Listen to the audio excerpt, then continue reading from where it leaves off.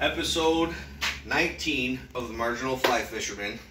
I think it's time to do a review on this Hobie Mirage Compass Camo Edition. I spent 6 days in it last week, some of last week, part of 1 week into another. I spent 6 days in this thing. It was 6 days of big water. If you know me, normally I do a lot of small stream fly fishing for brook trout. I like creeks and rivers. I have really stuck lakes and big ponds to the side because I don't enjoy paddling a canoe. It just takes too long to get there. And once you get there, the wind pushes it all over the place. By the time you get your paddle put down and your fly rod picked up, you're moving. It's just, I never enjoyed it. Then I bought this Hobie. And the whole reason was I didn't want to paddle a canoe anymore. I wanted my hands free and I wanted to be able to stand up. That's what this is all about. So after 6 days in this thing, 6 straight days, a different lake every single day, I pretty much know exactly what I think about this. I have some opinions, and I even came up with something cool that you can do with a Hobie that you can't do with the other pedal kayaks. So I'm going to show that all to you. So first off, I ordered this. I think I ordered it in April, and I got it in May.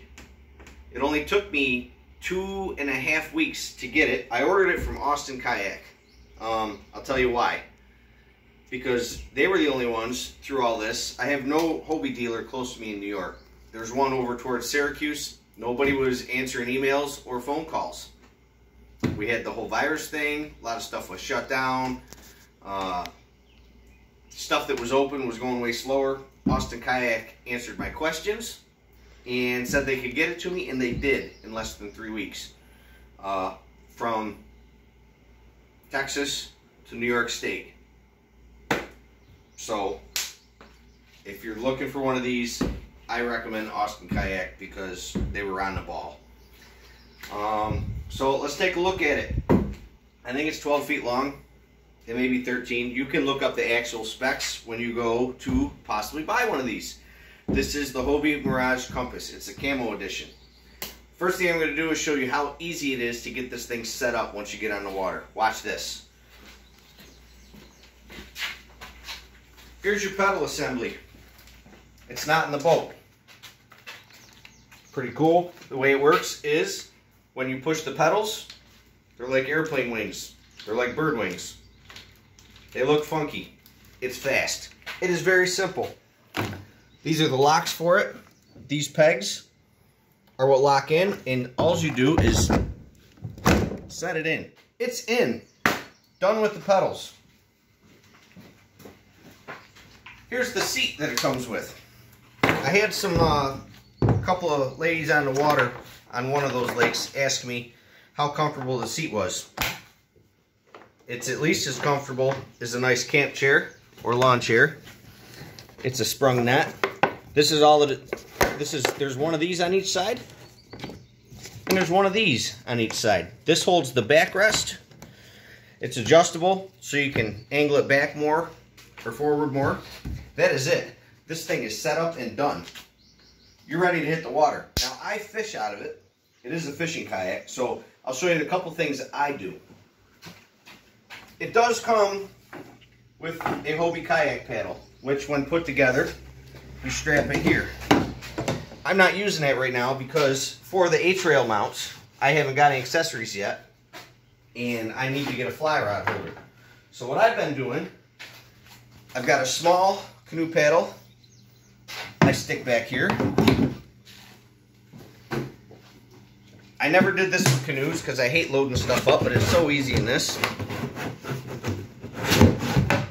I stick a cooler with me. I got my paddle. And I've got a net that I stick in the rod holder because the rod holders are great unless you're fly fishing. A fly rod, you can't use these rod holders. So I stick a net in there. And then what I do is over here where you would normally put your paddle, I actually, for now, this is where I put my fly rod. I'm not going to put it in here in the garage because I'm walking around. The end's going to stick out. I'll end up smacking it, breaking it, whatever. Alright, so this is, it's set up. It's ready to go. I'll stick a fly box or whatever underneath the seat. Here's my big streamer box. If you're lake fishing, you're probably fishing bass, pike, walleye, anything big streamer. That goes underneath there. That's it. It's got this storage space. Got a little water in there. There's a drain on the back. The storage space, this is okay. It's not real big. Hobie sells all kinds of accessories. They're kind of like Harley Davidson. They give you a catalog. You can buy a bigger hatch that takes up pretty much this entire rectangle area, and then you take this one out and you put it under here after you cut this open. So then you'd have two hatches. I haven't done that yet. This hatch is alright. I got a dry bag that I put in there, but it fits kind of tight. It's not the biggest hatch, but listen, it works. I didn't buy this for storage. I bought it to go fish. I can throw a fly box under the seat. This huge area in the back. You don't need any more. So let me show you how this thing works. Go ahead and back up. Alright, so check it out.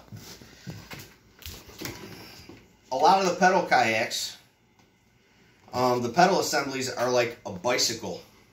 In other words, when you pedal, it goes in a big circular motion, just like a pedal, just like a bicycle. Hobie's not like that. Hobie is straight forward and back. And that is really awesome for a couple of reasons. One, it's very comfortable. I put around 40 miles on this thing in 6 days. It's expending no more energy, even on the water, even in the wind, even in waves. It's expending no more energy than just walking. Simple. Look at this. So I'll show you what's another thing. If you check these out right here, the Camo edition comes with a 180 drive. You've got forward and reverse cables. Right now it's in forward. Now it's in reverse. That's how you switch. If you look underneath at the fins, it's in forward. You'll see the big front of the fins is facing one direction, like an airplane wing would. When you want to go in reverse, all it does is it flips them sideways. Stay under there. I'll show you too. Yeah, there's a lot hanging down underneath this thing. Let's say you're cruising along. We're in reverse right now. Alright, we're in forward. You're cruising along. You get into some shallow stuff, or you get into some rocks, or maybe a submerged tree. The old Hobies, well, you hit something. The only thing you could do with them was go completely all the way and bring it up flat. Well, if you're not ready for that, it's not a big deal. Here comes a log. Oh no. They break away and they reset, and that is it. But if you want to get shallow and you want those fins to stay up, they give you this bungee and this hook. Now if you look underneath, they stay flat against the bottom. You got all that clearance. It's a really simple solution. It's pretty awesome. So I'm going to take the phone and I'm going to put my 10-year-old son Carter in here, because you see there's quite a difference in height. So you're like, yeah, great. Well, what if I'm 6'5", or what if I'm only 4 feet tall? The pedals are great for you. You're 5'6". What about me? Go ahead. I'm going to hold this so we don't tip the kayak over, because we're on some 2x4s. All right. So that's set up for me. Go ahead and stretch your feet out to it, Carter. Go ahead and try to pedal. Now, I will tell you that see? A little too far. So check this out. You've got these buttons on top, and you've got all these numbers. You've got a 1 through 7. That is the throw. Go ahead and hold that for a second. You push the buttons down. I'm set on number 4 for 5'6", and it's pretty comfortable.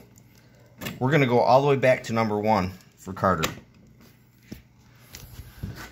Now go ahead and try it. Whoops. Now go ahead and try it. Much better. You've got all those numbers for adjustments. I'm pretty much right in the middle at number 4. There's 3 more adjustments after 4. There's 3 of them before 4. This thing has a ton of adjustment. So no matter how tall you are or how short you are, you're going to be able to run this thing. All right, very cool. Now I will hold it as you climb out again. Let's not tip the Hobie over on the garage floor. Awesome. Thank you, sir. What else do I want to show you? This is the coolest. Well, let's look at the bottom first, because everybody's like, yeah, it's a sit-on kayak and it's meant to stand, but I'm really worried about standing in the kayaks. A lot of people are. Let's check the bottom out. I will show you why this thing is so stable. I stood up in everything from glass on the lake early in the morning to huge waves. Put that thing under here. Look at the shape of this.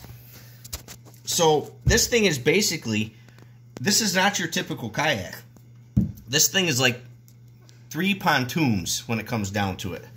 You have, if you're standing on the side of it, if it's trying to go over, you've got to get all of this air mass to go underwater. And honestly, it doesn't wanna. It wants to stop. I'll show you what I mean is, go ahead, I'll let you stand up. Take your time. Okay, so get a good view of this from standing back far away so you can see me. Go ahead, back up by the door. If you're standing in this thing, it is very stable. I'm gonna move the pedals back. It is very stable. I had no issue with this on the water. Sometime I'll get it out on the water with somebody filming and show you how much I can walk around on it. But I mean, honestly, one time I was out with JP and I actually flipped the seat down, stepped over and walked into the back. You can walk all over this thing. It does want to move a little bit. So when you're in these things, if you stand to the side a little bit and it starts to go, your first reaction is that it's that knee jerk, that whoa, and that actually makes it worse. What I have found with these things is, with this one, the way the bottom is designed on this, it only goes over to a certain point. You can't physically push all that air in anymore. It wants to stop. I will stand completely sideways with my feet right up against the side. I have not stood up here yet. I guarantee I could do this on the water. When it starts to go over a little bit, if you stop yourself from doing that and you just go with it, it'll go and it just stops in place. It just won't go any farther. It'll be tilted a little bit. It's not going to go over. If this thing tips, it's either because you wanted to make it go over or you did something you really should not have been doing. Plain and simple. It is stable. Now let me show you the coolest trick that I found while I was using this thing. And I found this on day number 6. Day number 6, I was in a bay on Oneida Lake and I was trying to fish in some lily pads. Go ahead and back up so you can see this whole thing. Go right over there. Alright, so I had gotten during the week, this is nice having this garage door to hang on to. I had gotten during the week to where I figured out, one, if you're fly fishing, yes, the pedals are your worst enemy with all that fly line. You're gonna wrap the fly line around the pedals once or twice. It's not a big deal. You take them off. It's gonna happen. The pedal assembly, how fast this thing is, how maneuverable it is well worth the every now and then, oh crap, the fly line's around it. Who cares? But I had gotten to the point where first I figured out that if I stood up here with the pedals against my shins, that I wouldn't get the fly lines wrapped around the pedals. Very cool. Then I realized that if I stood with my feet against the shins, this was like a brace, like the front of one of those Smith fly rafts or whatever that have the bar for the angler to lean against. You can use these pedals the same way. You can brace yourself against the pedals, and it gives you something to stand on, to lean against for support while you're fishing. It's awesome. On the last day, I'm trying to nose into some weeds. And the wind, I'm faced right into the wind, and the wind just keeps pushing me straight back. I would get nosed into the weeds, and I'm trying to cast a popper into some pockets. And as soon as I would stand up, the wind was so strong, it was just blowing me back immediately. And I struggled with it for a few times until all of a sudden the light bulb went off in my head. I'm standing here against these pedals. I'm touching the pedals. I felt like Michael Jackson doing a moonwalk, but I will tell you that I felt like an absolute genius, which I'm not. But I felt like an absolute genius when I figured out that I could be facing into the wind, bracing myself against the pedals, and then all of a sudden I can actually... This is all it takes. This little movement right here. See those fins moving underneath? That is all it takes And you can go faster or you can go a little more if you need to. It was holding me in spot. That wind wasn't blowing me backwards anymore. I was evening it out. I was negating the wind. And then what was really cool was I got out on bigger water again, and the wind died down, and I could actually move myself while I was fishing down a weed line. It takes no more movement than this to get the boat moving. This is all it takes, and I could do it right up here. When you're fishing and you got this thing drifting good, you're fishing a bank or down a weed line or whatever, the wind is going to move you this way or that way. It's going to try to spin you, just like that canoe that I can't stand fishing in anymore because it's always pushing you this way or that way. And in a canoe, what do you have to do? You got to put your rod down, you got to grab the paddle, and you got to counteract which way you're spinning that you don't want to. With this, you're fishing, and then there's the steering. I just changed the rudder, and now I can control the direction that I'm pointing while I'm drifting by just doing that. It's so simple. So let's show you that now. I showed you how the fins break away, how easy this goes in and out. Take a look at this right here. This is your rudder, up and down. Come back here and take a look at this rudder. This is your steering. The rudder does stick down below. It's, other than the fins up front, this is the other thing that can hit the bottom. It also breaks away when you hit something. Not a big deal. But let's say you're coming up to the beach, you're going to beach it, or you're getting super shallow and you're going to paddle instead of using those fins, and you've either taken the pedal assembly out or you have hooked the pedal all the way back so that the fins stay up against the board. What are you going to do about that? You grab this right here. There's a cable that goes all the way to the back, and it locks it in the up position. When you're done, it goes right back down. Come up here, I'll show you right where this is. This is how it is. This is all it is. The rudder's up. The rudder's down. Done. This boat is so well thought out. Hobie is a big name. They're kind of like Levi's in the clothing industry. Hobie is the Levi's to the boating industry. But it's not just a cool name. They have got a ton of time and experience and research into these things. And you can tell once you put it on the water and you get moving with it. Just everything on it is cool. Right down to this thing I showed you that I've never seen anybody else do, where I stand up here by the pedals and I'm moving with my shins. This is the one thing that you could do with a Hobie because of the straight forward and back position or movement of these. The other kayaks that have the pedals that go in a circular motion, like a bicycle, you couldn't do this. You've got to be sitting down to use those pedals. You couldn't do it. You can't put your shins against your bicycle pedals and keep moving down the road. Your feet have got to be on them. Here's the difference, and this was that holy crap moment. This thing is awesome because I couldn't have done it with, say, my father's Jackson pedal kayak, which is a really cool pedal kayak, but there's your difference right there. It's stable, it's fast. I was going through a boat slip from Sodus Bay on Lake Ontario out, and I was keeping up with all the boats going out in that 5 mile an hour no wake zone. And it was big waves.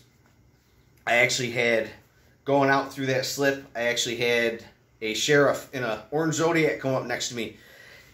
At first he was going to warn me. You know, you got all these big boats where I was going out on Lake Ontario, big water. He came over to warn me, see if I was really prepared for the big wave conditions out on the lake and all these big boats. And then he saw it was a Hobie, and he was like, oh, you know what, you got a Hobie, never mind. I got one. I know how awesome these things are. That was pretty cool. I fished a different lake for 6 days straight.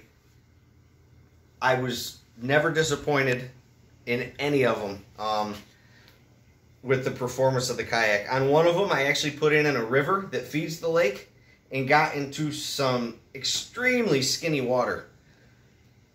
Some of it I was able to flip the fins up and the rudder up and still go over. And a couple places I did have to get out and pull it over some rocks.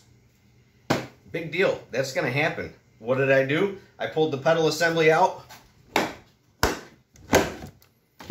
laid it on the floor, pulled the rudder up, grabbed the handle, made my way over the rocks. I think I floated, from what I could tell, I didn't have a tape measure. I think I drafted once like that with the pedals out, just cruising down the skinny water. I think I drafted about 6 inches of water. I was 6 inches of water and I was still not hitting the bottom. Much less than that, you're gonna get out, you're gonna pull it, and that's pretty much any kayak. The fact that you can pull this pedal assembly in and out so fast and the rudder up so fast, that's what saves it. Also, if you get into weeds, you will feel when you've got weeds tangled around this. That's it. You pull it out, you pull your weeds off. It's very easy to do from your seat. I got weeds. I pulled the weeds off it. I pulled the weeds out of there. I put it back in. No big deal. If I got stuff under that tonneau cover up there that I need to get to, because I was storing a lot of my tippet bag was up there. There's a lot of ways you can do it. I sit like this, put my feet in the water. It feels awesome. I do what I got to do. You can even do that. Listen, you can do all of this on the water, and it is extremely stable. You can do all of this. It's great. I'm trying to think if there's anything else you really need to know, but I think I showed you most everything. The steering is so simple. Sitting here, that's the steering. I mean, it's easy from sitting. It's super easy when you're standing. It's so stable just to, no big deal, squat down and grab it. So what am I saying? Yeah, they're a lot of money. Anything that's really worth it isn't cheap. When I was hitting the purchase button, when I was on Austin Kayaks website and I was finally going to buy this thing, my finger was shaking over the keyboard when I was about to buy it, because it was a lot of money. Totally worth it. I'd do it again all over again. After using this thing as much as I have now, I would totally do it all over again. And I would tell anybody, buy the Hobie. Well worth it. So, tell you what, if you got any questions, either come on my Facebook page, find me on Facebook, Mark Usick, or ask them in the comments, and I'll answer anything you want to know. But this literally, I bought a Harley in 2003 brand new. Other than that, I've never bought anything brand new. I got my miles out of the Harley before I got out of it. This is now officially, as far as big money purchases go, this is the best money I've ever spent. It just opened up so much more to me. That's it. I'm happy with it. So you can buy both my books on Amazon. They are both ebooks now. Reflections of a Fly Rod and Carper Jerks are both ebooks as well as paperback. So even if you read them in paperback and you want to download it onto your Kindle, they're $3.69. Have at it. Tell your friends. Buy them for gifts. I got more accessories I want to buy now. My biggest thing with my writing, though, is I want you to read a story and then get motivated to go out and go fishing. That's the coolest thing. So subscribe to the channel. You're going to see some on the water soon. That's really about it. And then you know my sign-off tagline at this point. Call in sick, go fishing. See you in episode 20.